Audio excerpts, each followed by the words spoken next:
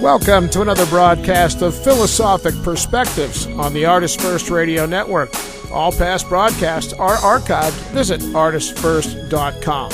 And now here's your host, Arthur D. Schwartz. Hello. Welcome to another show, Philosophic Perspectives. Today, this is an example of the way of philosophy and an on you go, things that come basis. You see, this show came about because with my philosophy discussion group, Social Philosophizers,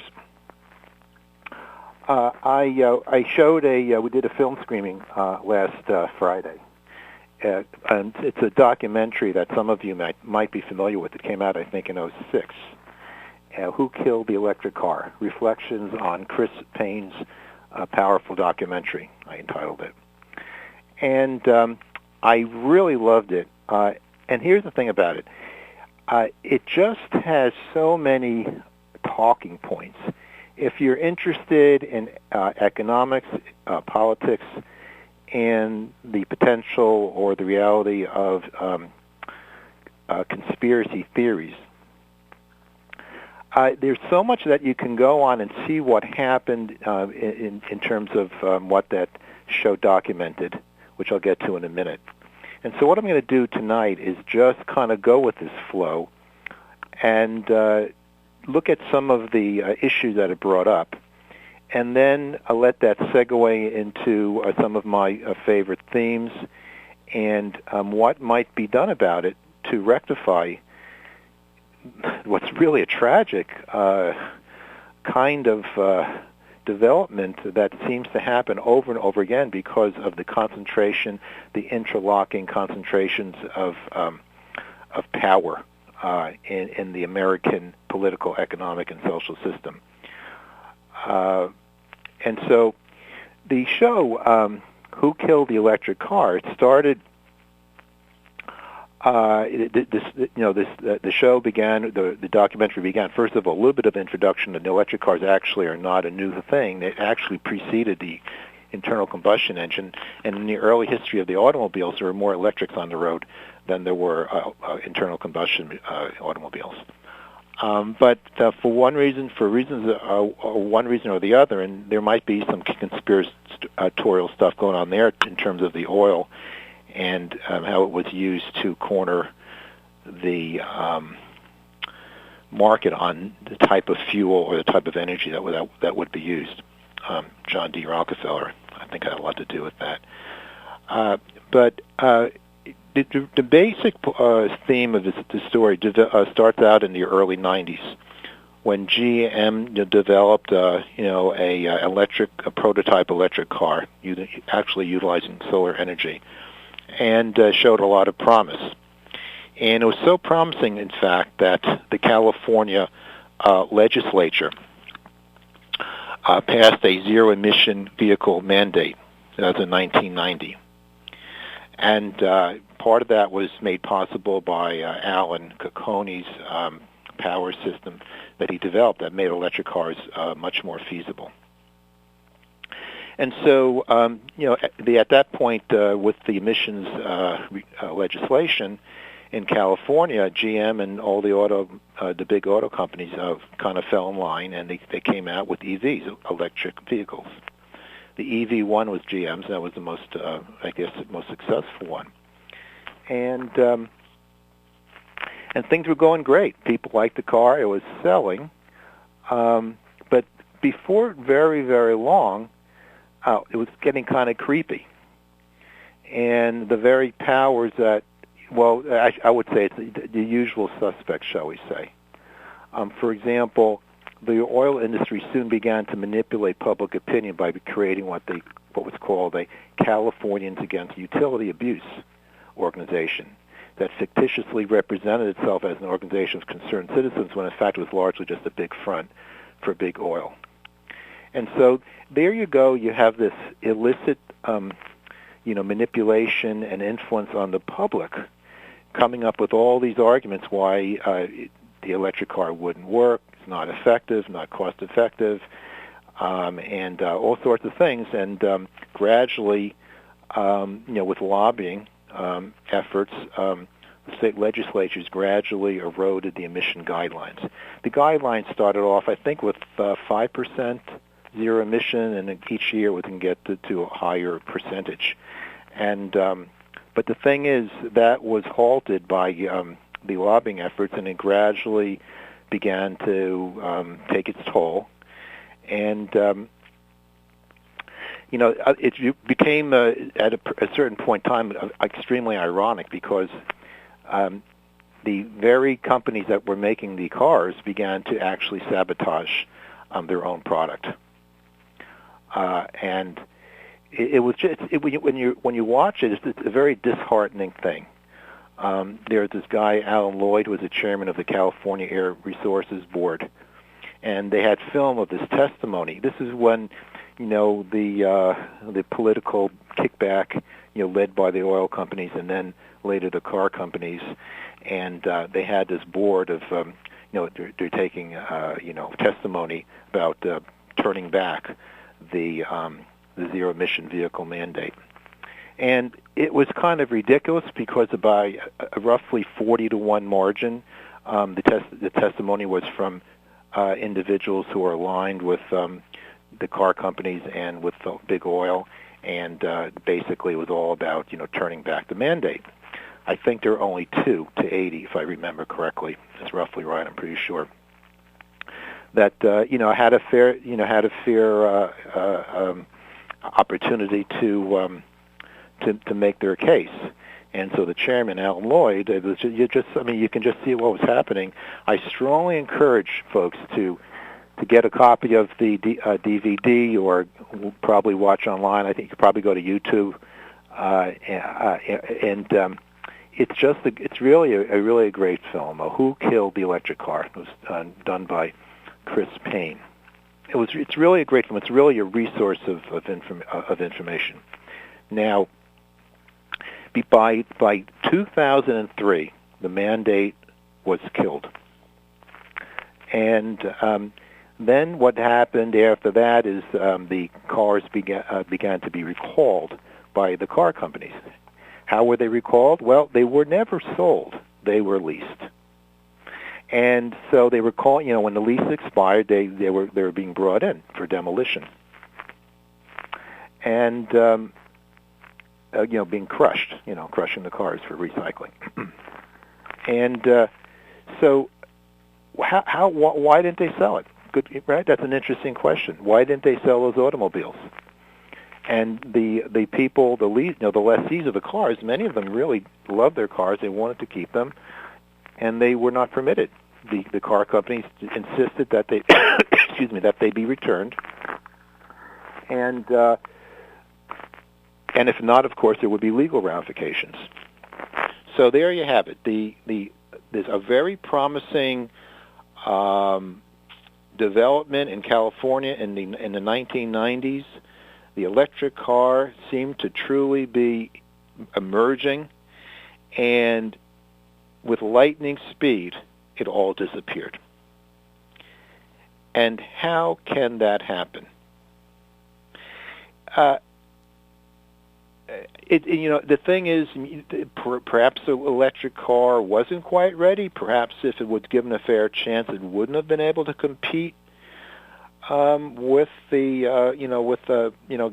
gasoline, or more likely, it would have been a little bit of both. It's certainly electric cars. Certainly at that point was not developed enough for long distance traveling, but it would seem clear that it had a niche. And it served the purpose of many people, who drive under 100 miles a day. I think the car, the EV1, the GM car, could go, if I'm not mistaken, 120 before it had to be recharged. So that's adequate for the large majority, a very large majority. I think they said 90% of the people.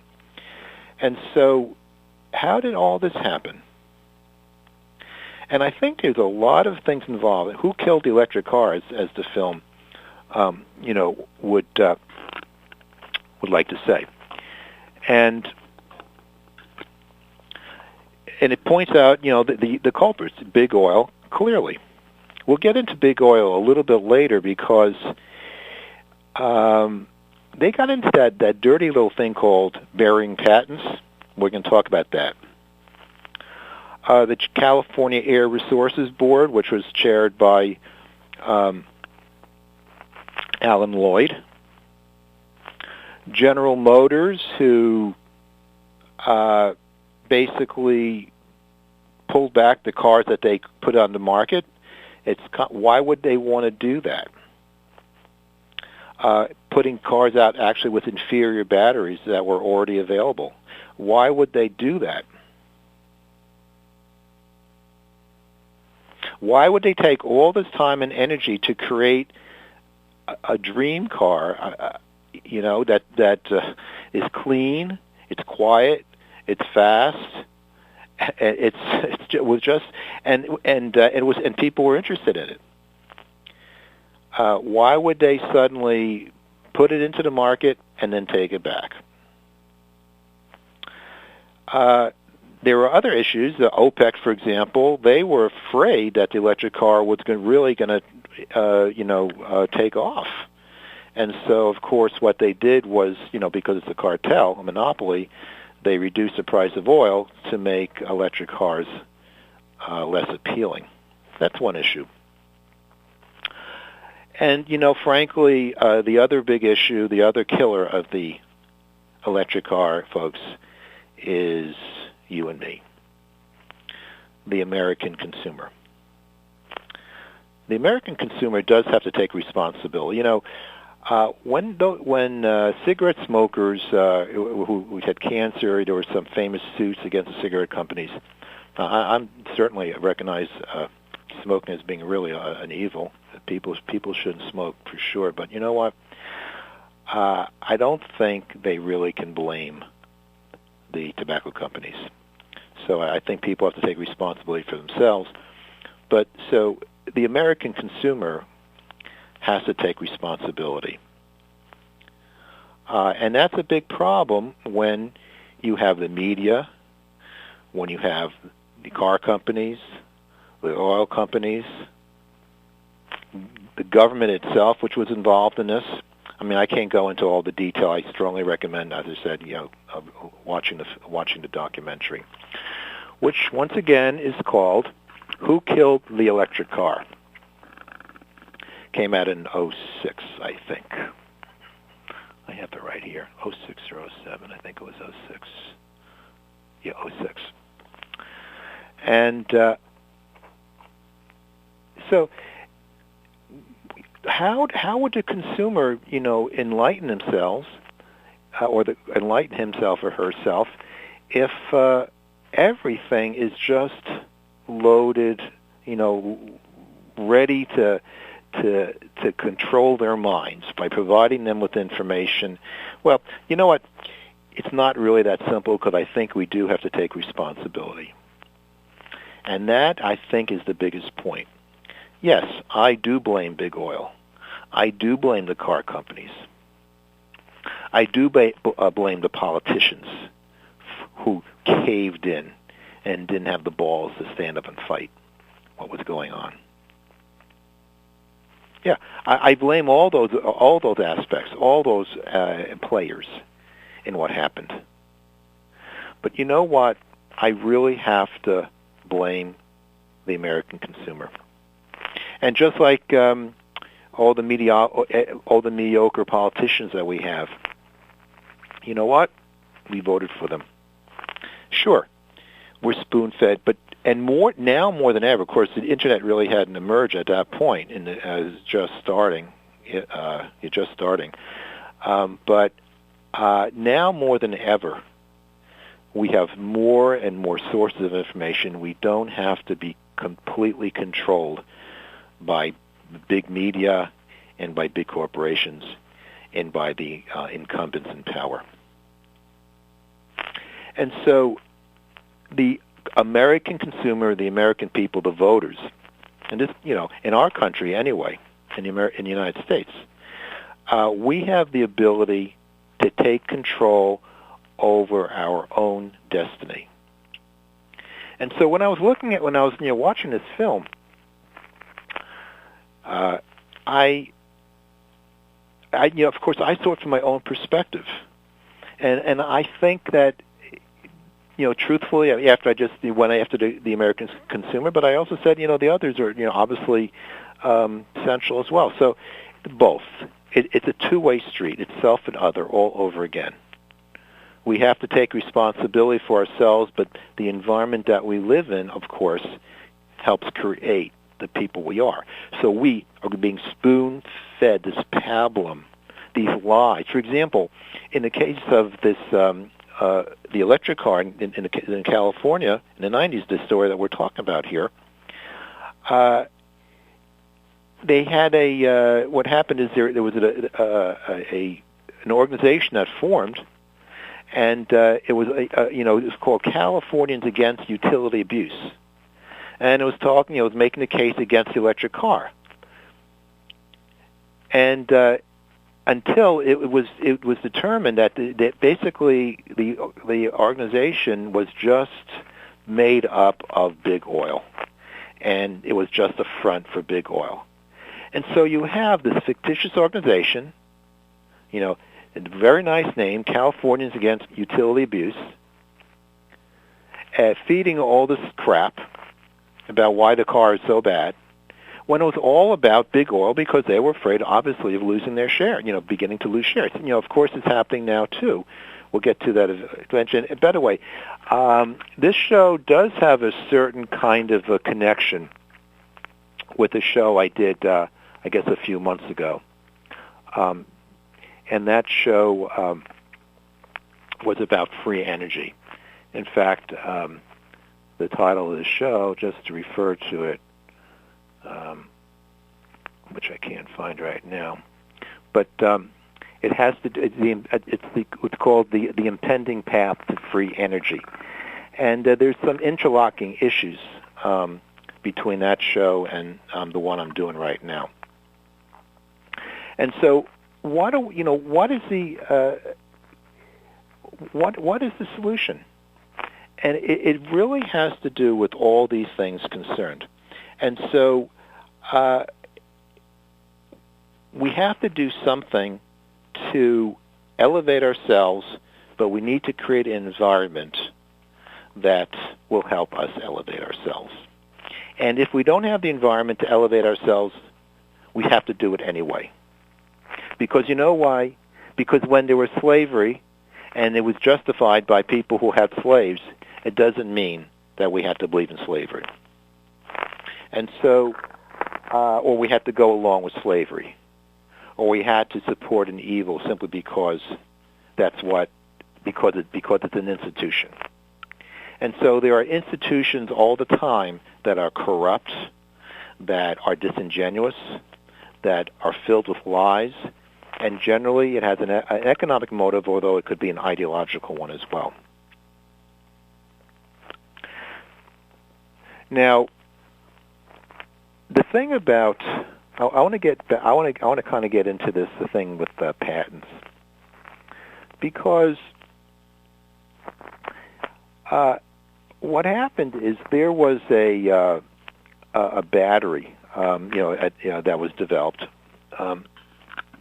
by a well-known inventor, who his name is right here, which I'm of course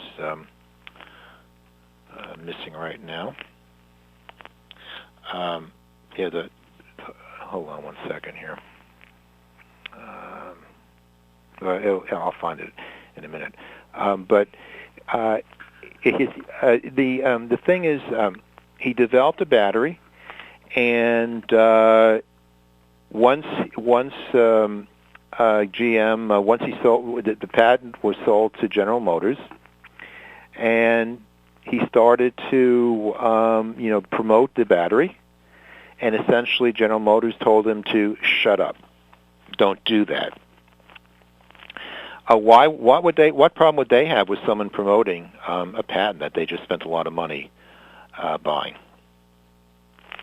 Where can I find the name of? I don't know what I did. I think I screwed up. But why would they do that? And then here's the thing that happened subsequently. Subsequently, it was sold to Texaco Chevron.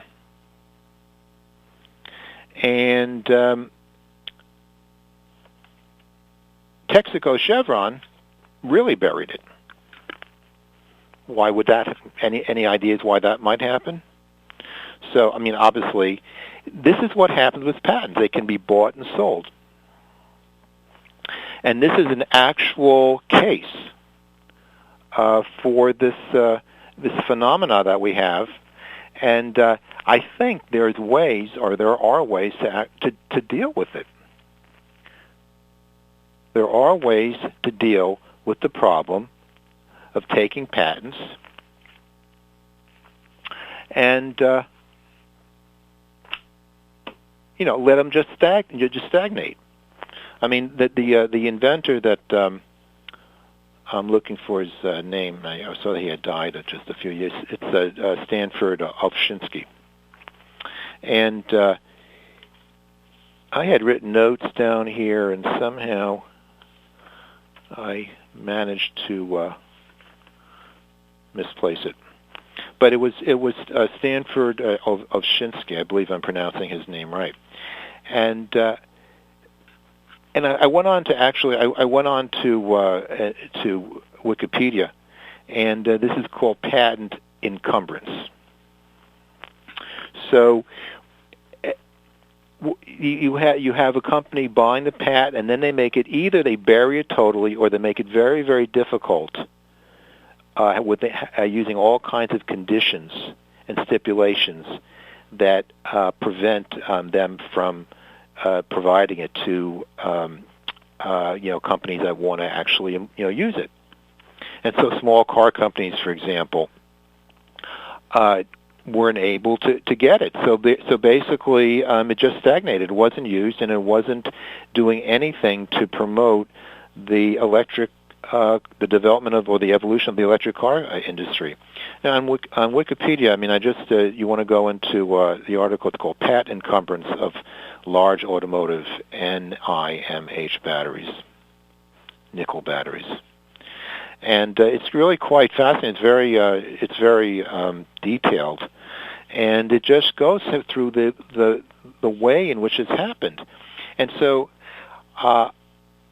The connection I was making before on the show I did before, the impending path to free energy, I discussed it in that show as well, is a proposal that I have for a patent system that would make that impossible.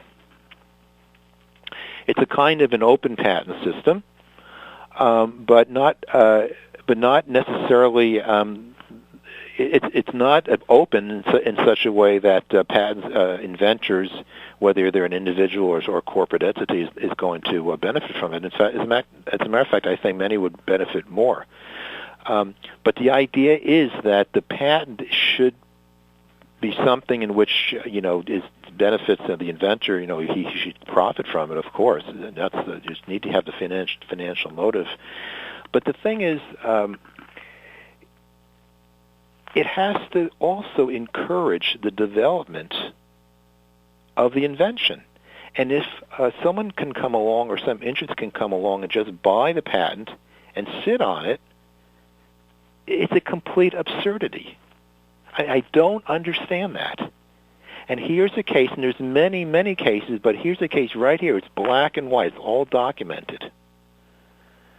That this nickel battery that, now it is a long story. I think it's coming back now, but, there's a whole story, the subsequent, right, there's this documentary that I'm talking about.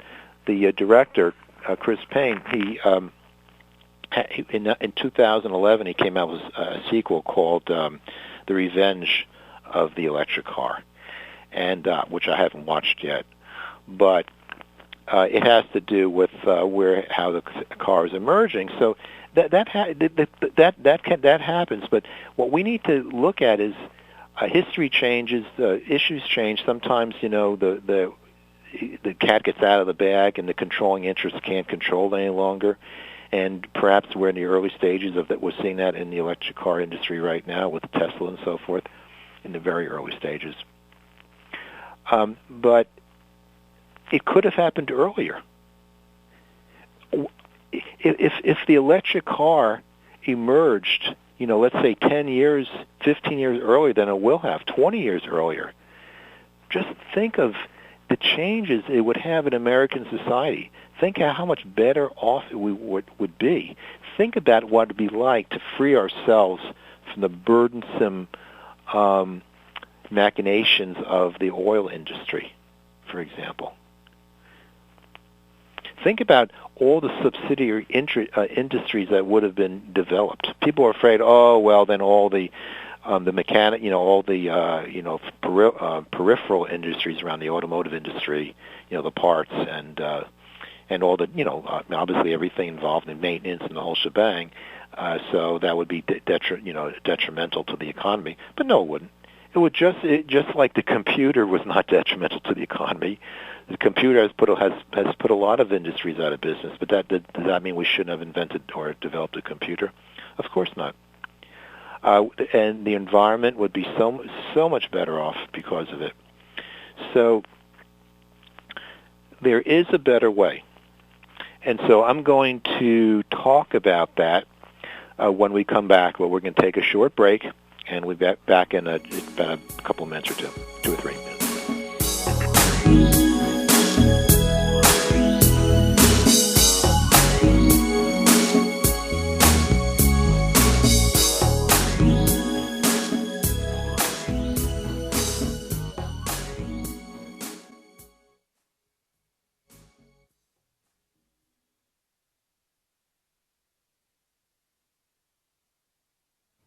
In Ethical Empowerment, Virtue Beyond the Paradigms, Arthur D. Schwartz presents an ethical theory that is a framework for evaluating moral conundrums that go beyond legalistic rulemaking, dogmatism, and preconditioned thinking.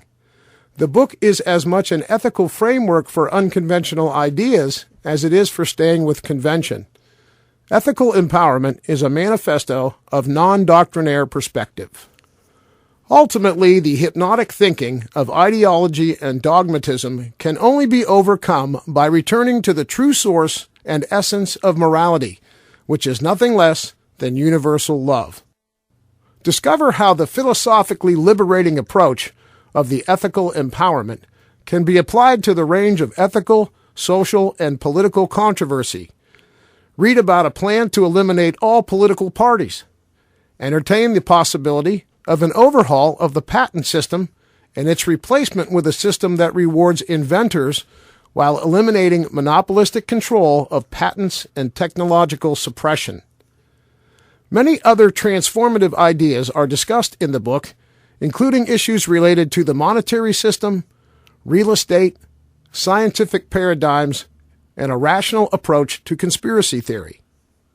While ethical empowerment will challenge your mind to consider new perspectives, the ethical challenge is always to keep the diversity, depth, and breadth of perspective within the boundaries of love. Ethical Empowerment is available at Amazon.com and most online booksellers in both print and e-book editions. You are listening to Philosophic Perspectives on the ArtistFirst Radio Network. Now back to your host, Arthur D. Schwartz. Well, welcome back.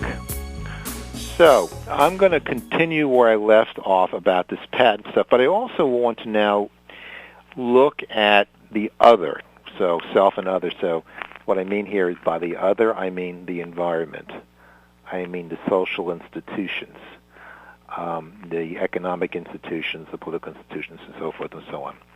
Because I think an enlightened society can have checks and balances that break up monopolies and break up conspiracies, collusions between elements and between monopolies often before they get started. And I have talked about this somewhat.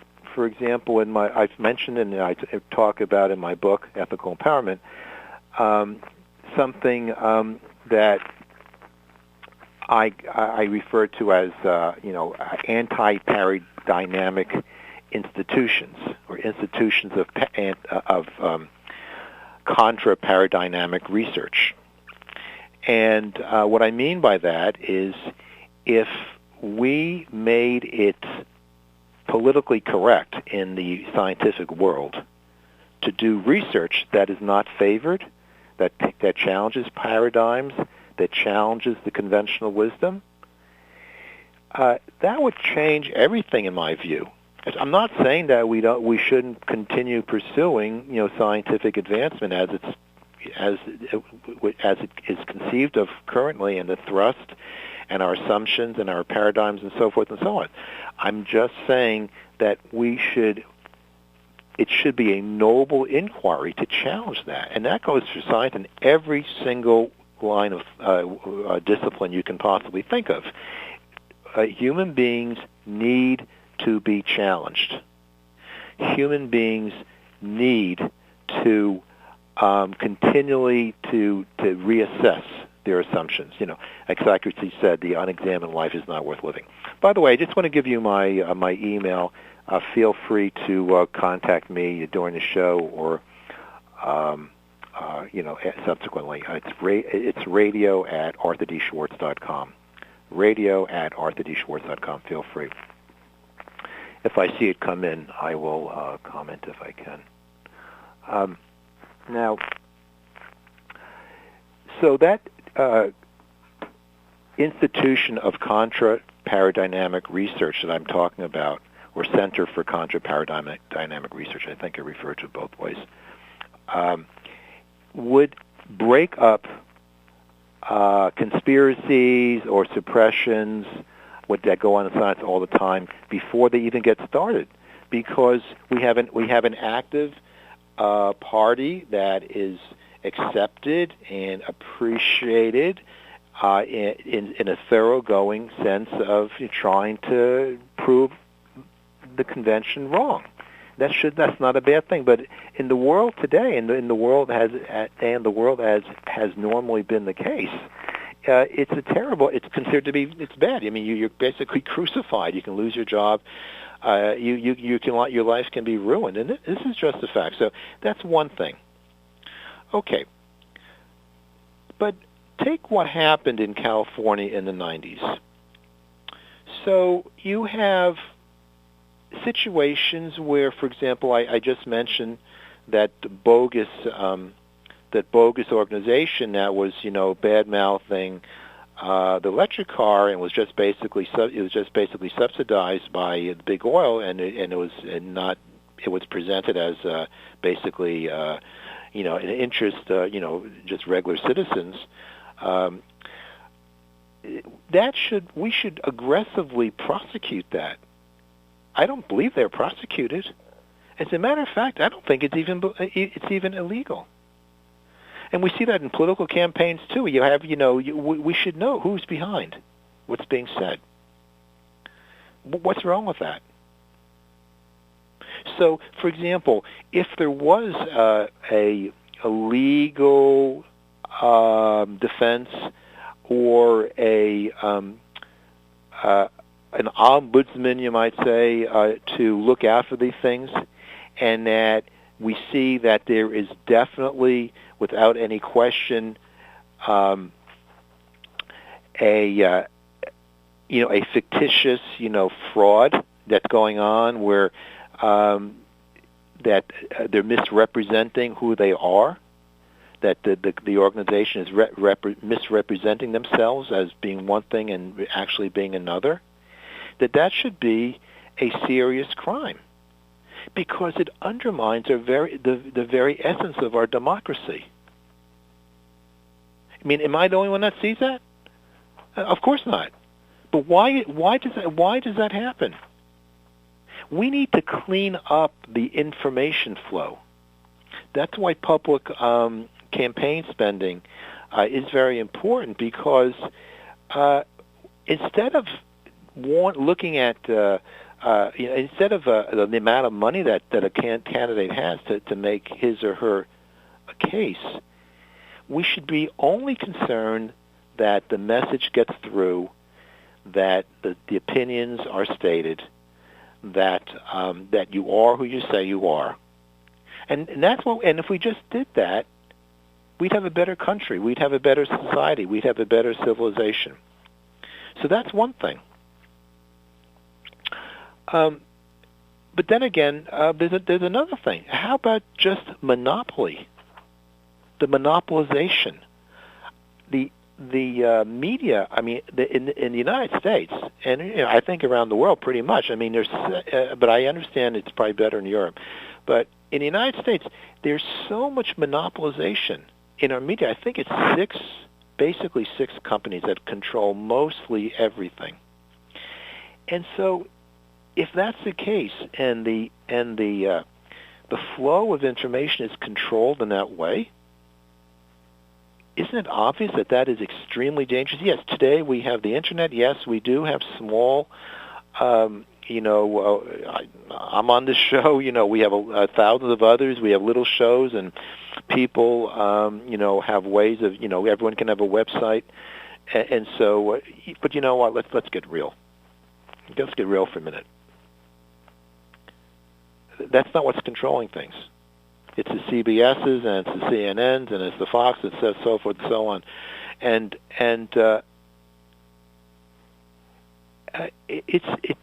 the information is simply canned, and so much is not getting through. And so, how do you? So that's an old-fashioned. The solution there is old-fashioned. Let's make that illegal. Monopoly isn't good in almost anything. It certainly wasn't good for the phone service, phone companies, believe me.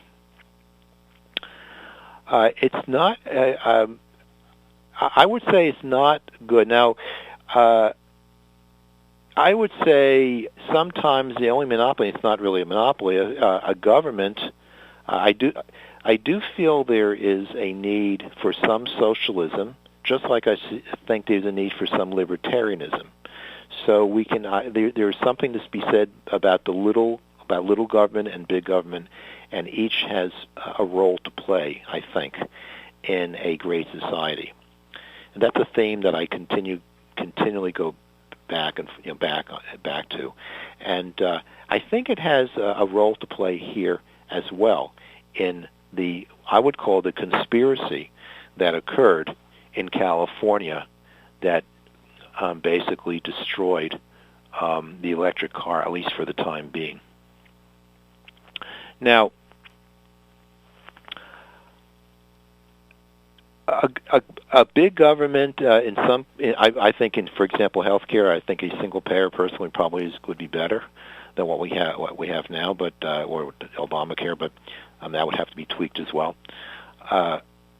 However, in the private in the free market, in private industry, monopolies are almost always bad, and it seems to me that somehow the spirit of monopoly busting, of trust busting, as it's called, is the clock has been turned back.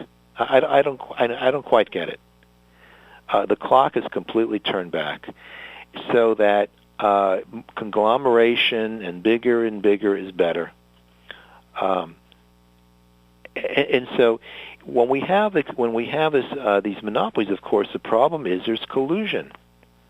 They control. It's not a free market; it's anything but. I don't consider monopoly now. Monopolization, strictly speaking, you could say is a free market, but a purely free market is open to monopolies because you're free to reach a monopoly position, and then of course you suppress competition. You control the markets. You can lie. You can do whatever you want to do, and it's a complete subterfuge of everything we hold near and dear. So one thing we could do, a better job to prevent conspiracies like we had in the 90s in California, is to do a better job in breaking up the monopolies in our country and hopefully in other countries as well. so that's another a reason. Now, the other thing is the patent system that I propose, and I want to go on now a little bit before we take another break. So, the patent system I recommend would be an inventor, whether it's an individual or an entity, a corporation, takes out a patent, and anyone, including the patent holder, can take that patent and try to develop it, for commercial use.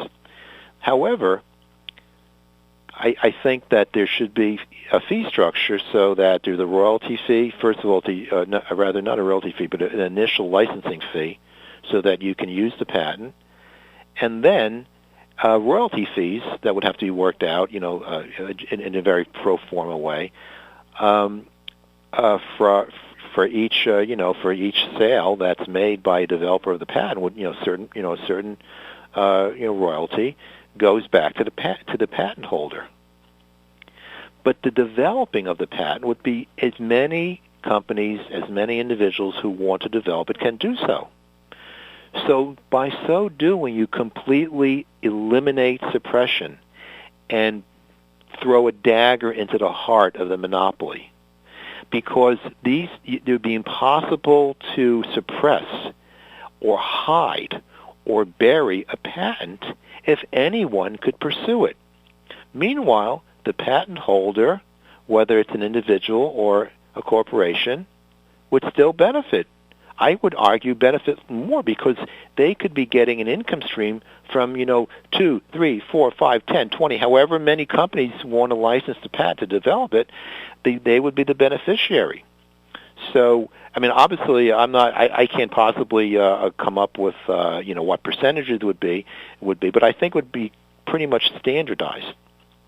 And it would be very easy. It would be very, very easy. Now, of course, infringements. There will still be infringements on a patent, except the infringement on the patent would be against many patent holders, not just one, because you're infringing the patent of.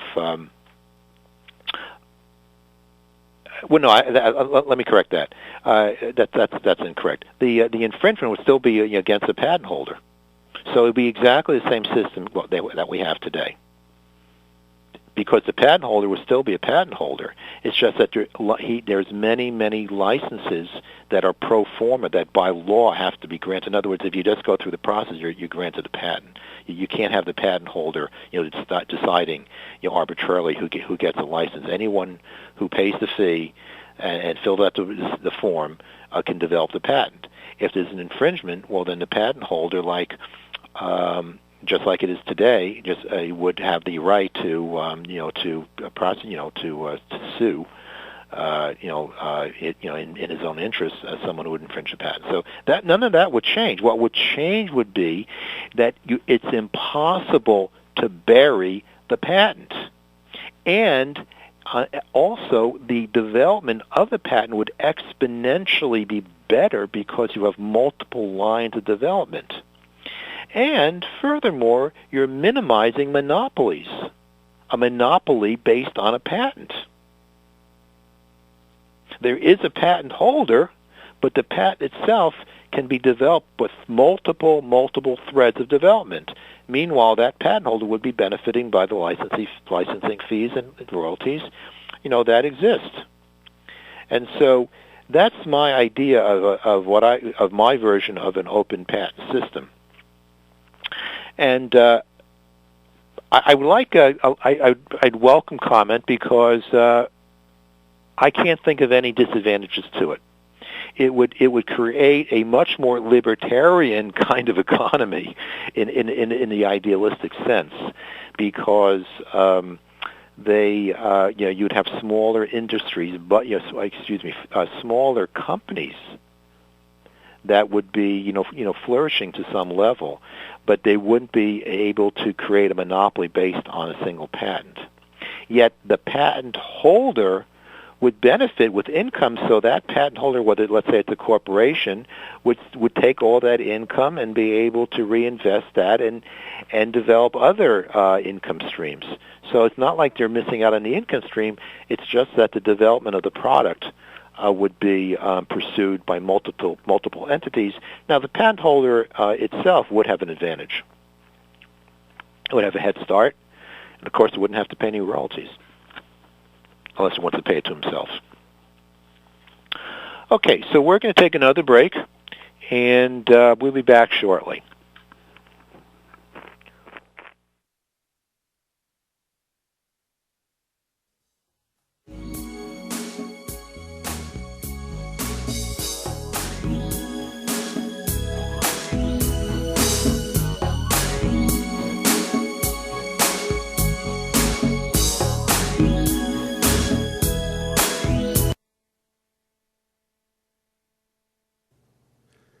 Are you a person who enjoys intellectual social interaction and finds digging deeper into the nature of things, from big issues to everyday life, an important part of the pleasure of life?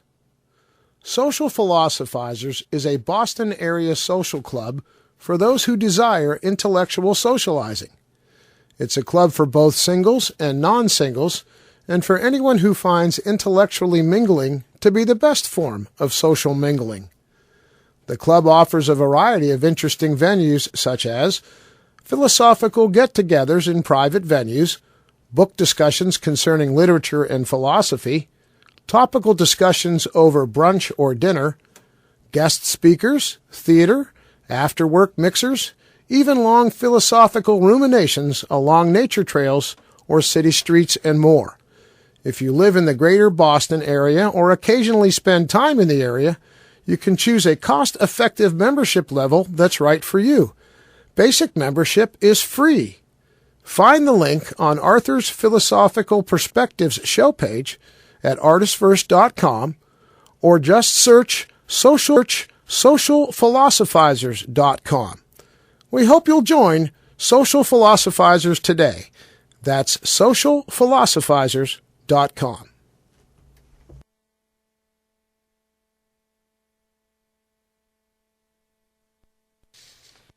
This is Arthur D. Schwartz. You know, beliefs and disbeliefs can be very powerful. Much like philosophy, hypnotism is concerned with belief. Hypnotherapy, a practical application of hypnotism, may largely be described as the practice of removing false beliefs that form mental blocks to success, to happiness, and to well-being.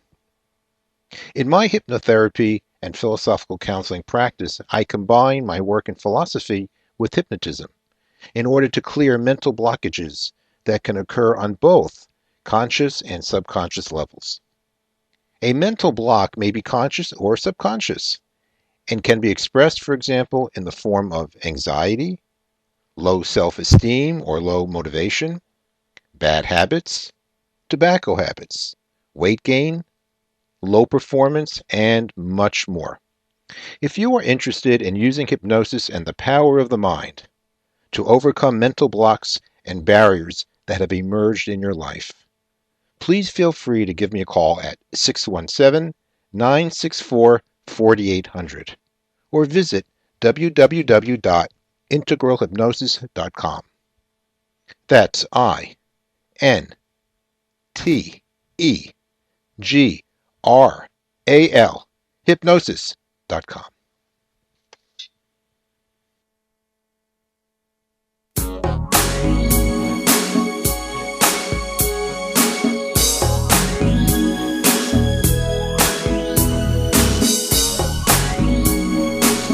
You're listening to Philosophic Perspectives on ArtistFirst Radio. Back to your host, Arthur D. Schwartz. Well, welcome back. I feel a little bit more relaxed right now. What I'm gonna do right now for the balance of the show, we have, about 10 minutes, roughly, maybe slightly less, and I want to kind of summarize what we talked about. Then I want to talk about something else, and it's different but it has to do with one of my other projects, which you're familiar with because you hear the ad on each show. Okay. Well, so basically we're talking about, the show tonight is about what happened in California in the 90s and the killing, you might say, of the electric car. Once again, it's a wonderful documentary I recommend to everybody. Who Killed the Electric Car? It's put together, directed by Chris Paine. And I actually learned a lot. It's something that I'm going to return to again and again. And because there's a lot of points for exploration. So a combination of dumb consumers, big oil, big auto, who seem to do their own manipulation by entering into the market and then retracting. So basically, I think cleverly sabotaged a budding industry that they didn't want because they wanted to sell bigger cars. They wanted to sell, like in the movie points out, SUVs and Hummers. So the combination of the things, and the combination between big oil, big auto, and the patent system, as well as complicit government interference, which they go into as well in the movie, is what happened. And so what I'm interested in is I discussed at length my ideas for a new patent system. It's in my book, Ethical Empowerment, Virtue Beyond the Paradigms. And as a matter of fact, I will point out the section to you. That is, let's say, section 2.16. It's the 16th section of the second part. And so I decided to do this show because I felt that it's an exemplification of some of the issues that I talk about in my book. Now, the subsequent movie that I'm going to pick up, and I'm going to probably do another showing with my group, Social Philosophizers, the Social Philosophizers Club.